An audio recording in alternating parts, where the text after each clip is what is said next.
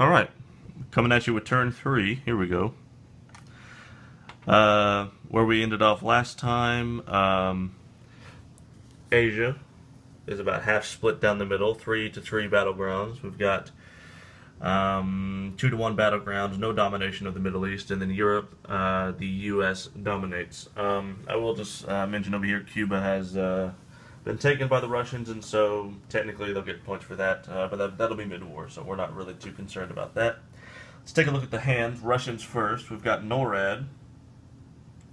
It has been multiple days since I filmed this, so I don't remember what the held card was. It may have been, if I recall, this is an all-new hand.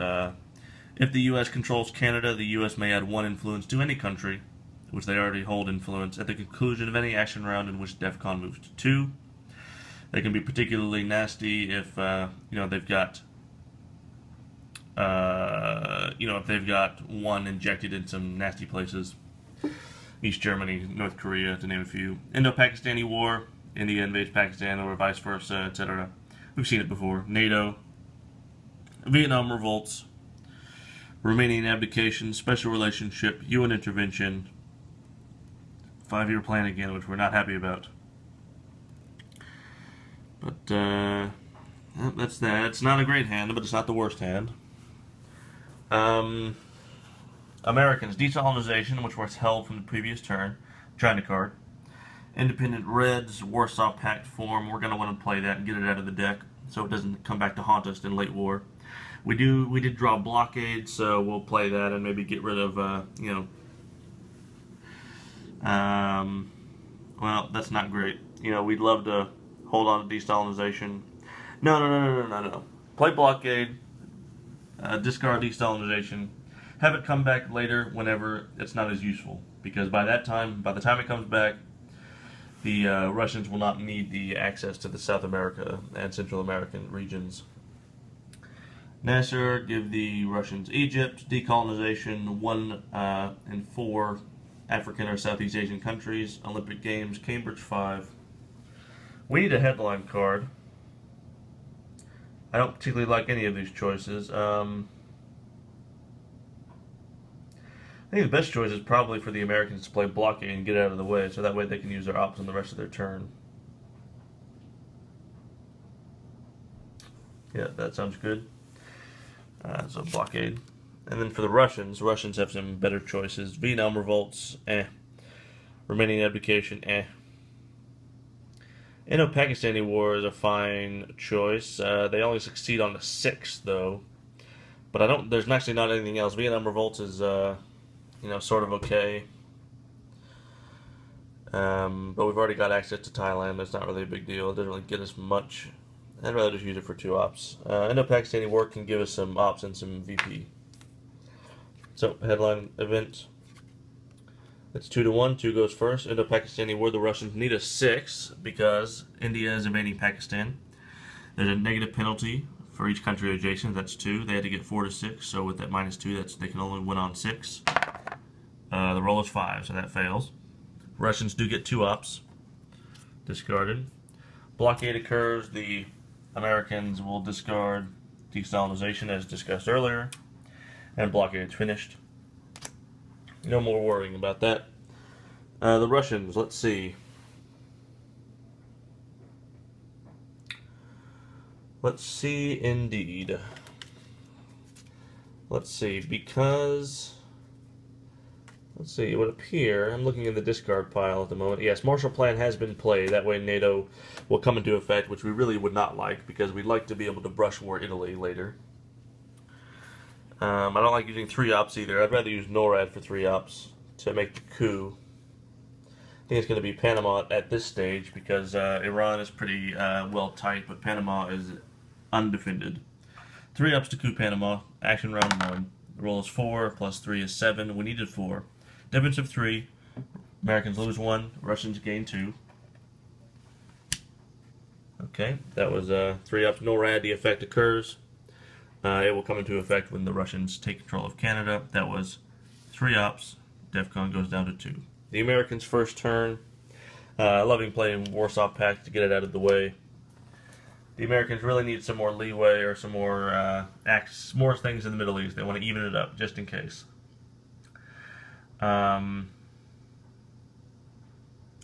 As the Americans, I'm considering multiple things. I'm considering evening it up in the Middle East. I'm also considering the weak state of North Korea. I could use the China card and put 4 into North Korea, which I would always consider doing because North Korea is essentially worth 2 points, essentially worth domination. But 3 points first. Let's not tip our hand to that, to the Russians. Instead, I want to get ready for this. Let's see. Actually, because of the danger of Muslim revolution in the mid-war, Muslim revolution gets rid of all U.S. influence in 2 basically Middle Eastern countries aside from Israel and Lebanon. So, you know, Saudi Arabia might be a waste of 3 points at this stage. We can always put those 3 points in. I might actually rather to put all 3 in South Africa because of Africa scoring. Oops, total of 4.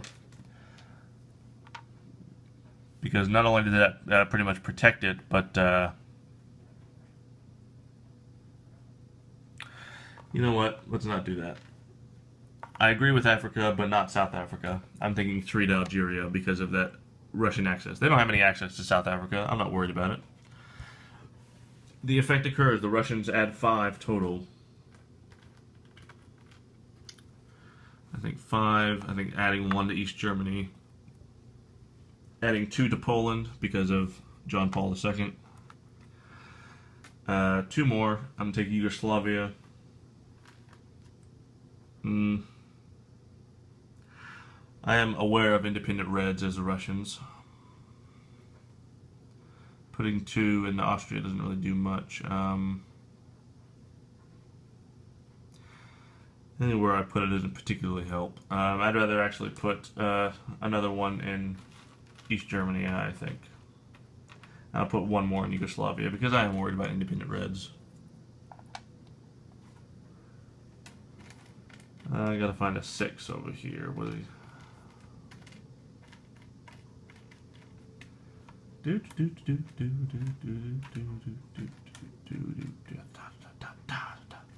Looking for don't see another 6. So we'll put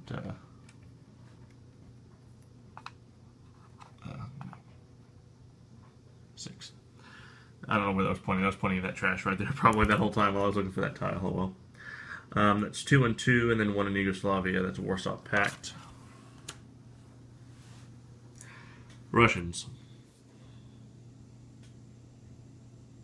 The Russians are aware of Nasser in the deck.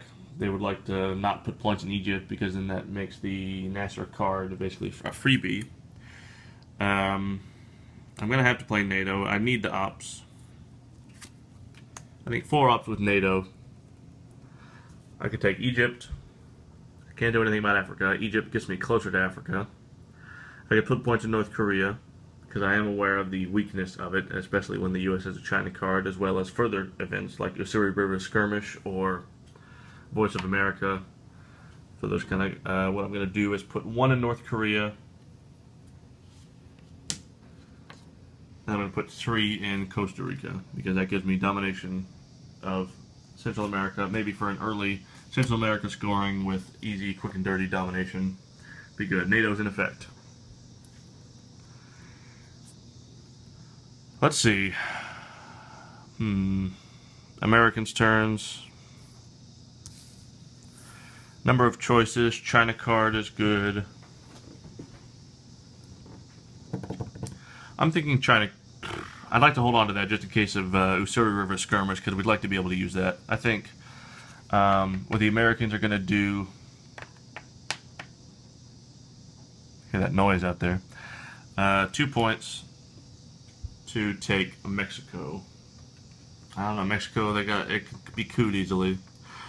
I'm actually thinking about Southeast Asia scoring. I'm thinking over here 1 and 2 for those 2.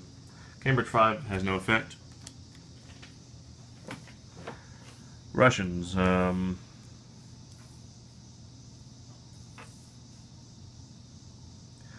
I'm thinking getting closer to Libya is better. Or Saudi Arabia. What's better? 3 points with UN intervention to take Saudi Arabia as the Russians.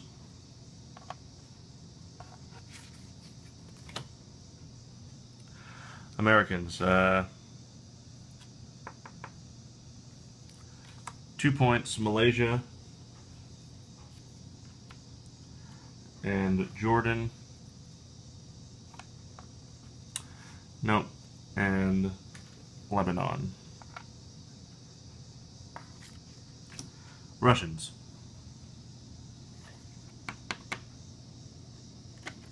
I think 2 points for Egypt. Gonna be a run on the Middle East.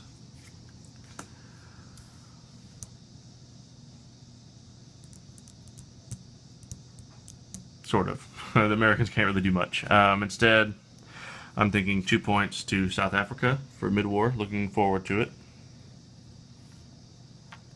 The Americans would like to get a coup in, so they're probably just going to coup Costa Rica for no gain. Although they do have the points benefit, actually. We'll think about it. Russians. There's 2 turns left. No held card because of UN intervention. NATO's in effect. That's really not too great. Actually, it doesn't hurt us that much. 2 into Libya. UK is US controlled and actually not Libya. We're going to use 2 to put 1 in the UK because we have that French adjacency. That way, before a special relationship can occur, the effect has been cancelled. Just so. There we go. Russians not worried about Egypt anymore, or rather Americans not worried about Egypt anymore. 1 point with Nasser. The effect happens first. Add 2 in Egypt. Because once again, the Russians are aware, and well, actually both players are aware of the Sadat expelled Soviets in the mid-war, which gets rid of all that. So 1 point for the Americans. Because they want to capitalize on NORAD, they're going to take Canada. Into that last turn.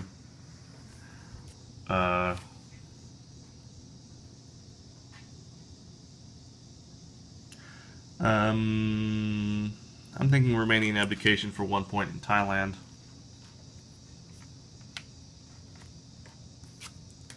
Finally, space race decolonization. Space race, we need to roll 1 to 3 as the Americans. The roll is 3. 1 point for the Americans. At the end of the round, the Americans lose 2 points because DEFCON is at 2. So back to 6. End of the round, nobody has any cards. China card was not played, so it was not flipped.